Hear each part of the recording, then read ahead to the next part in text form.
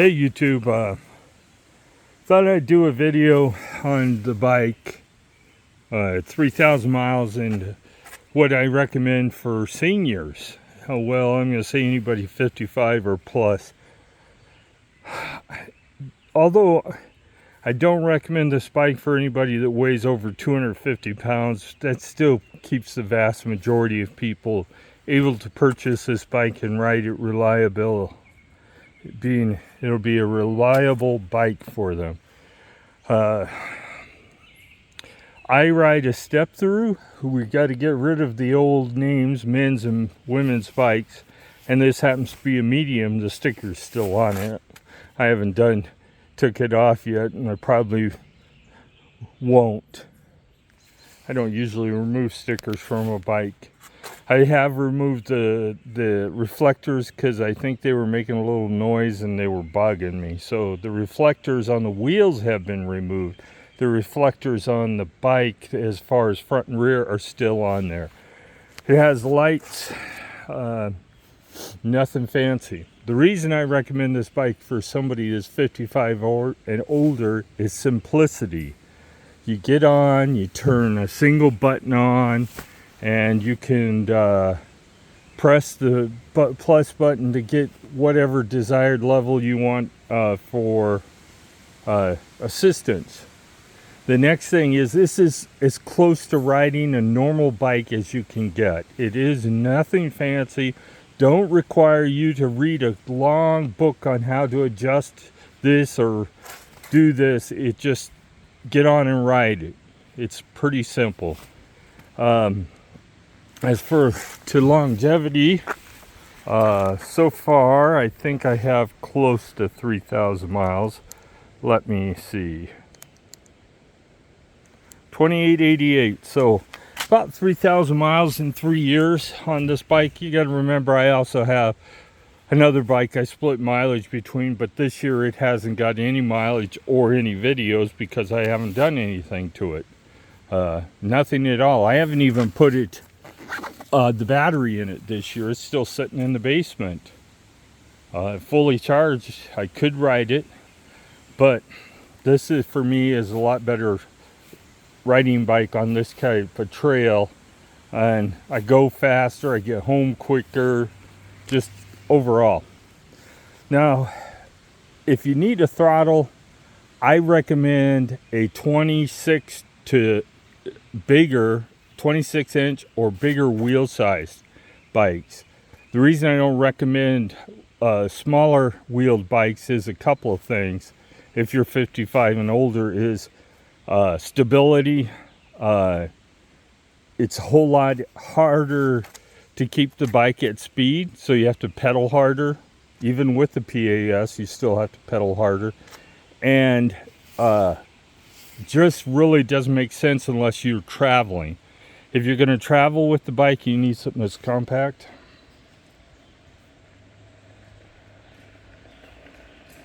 Hello.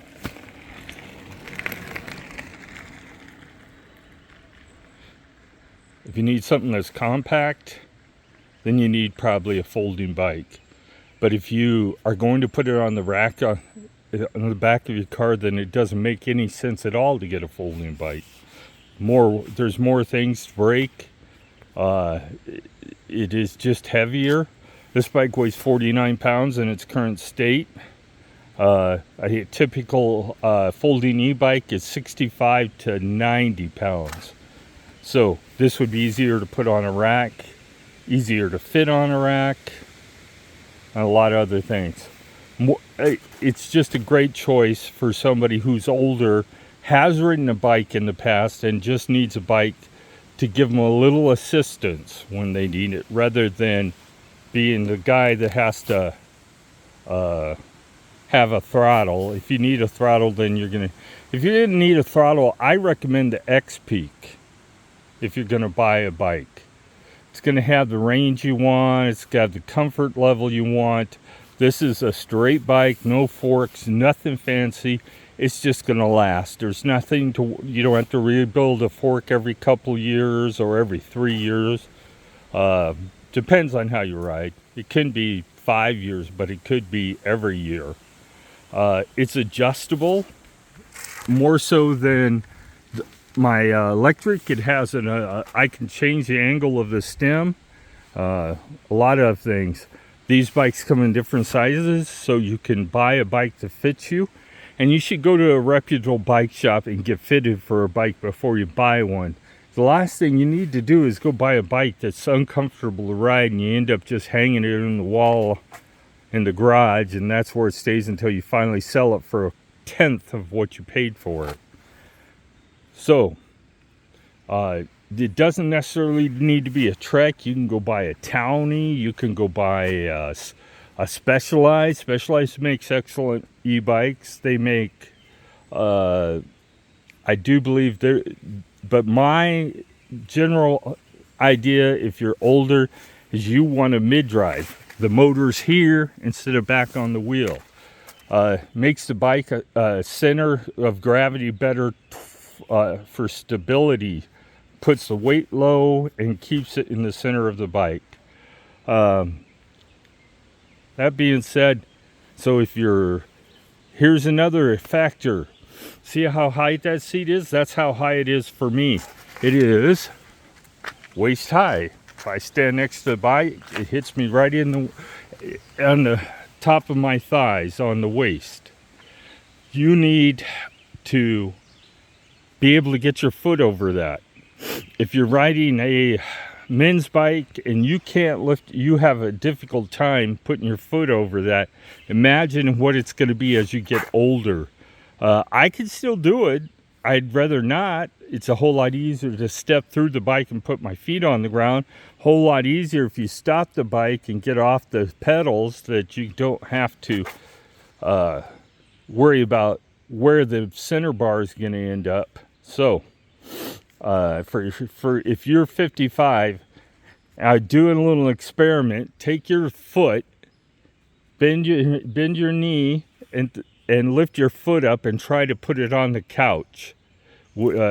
Basically, like, I can't even show you because I don't have nobody to hold the camera.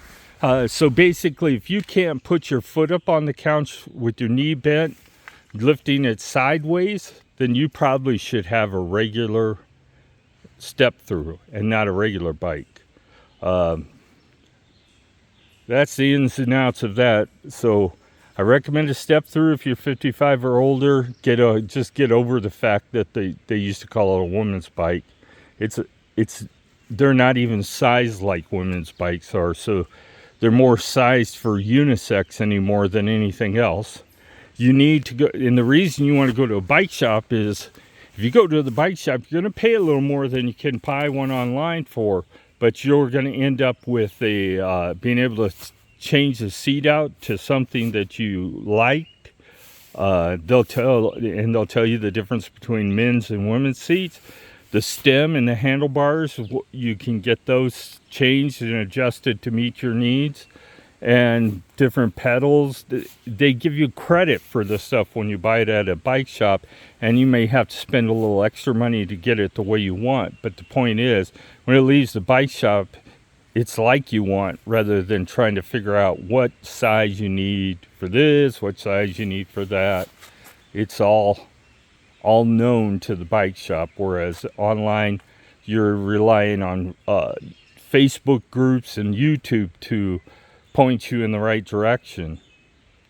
So, this saying, I recommend a mid-drive bike. I recommend the biggest wheel size that you can afford. This is a 700C, so a 29-inch wheel. There's a couple of reasons for that. A 29-inch wheel or a 26-inch wheel rolls over objects easier than a 20-inch. Like if you come up to a curb, for example, it's a whole lot easier to jump the curb on this bike than it is on a 20-inch bike. As a matter of fact, I don't recommend you try it on a 20-inch bike. It's better to get off and lift it up onto the curb. Now, there's going to be people saying, oh, I don't have any problems with that. Well, maybe you have enough experience to make up the difference. But this bike, it's a smoother ride.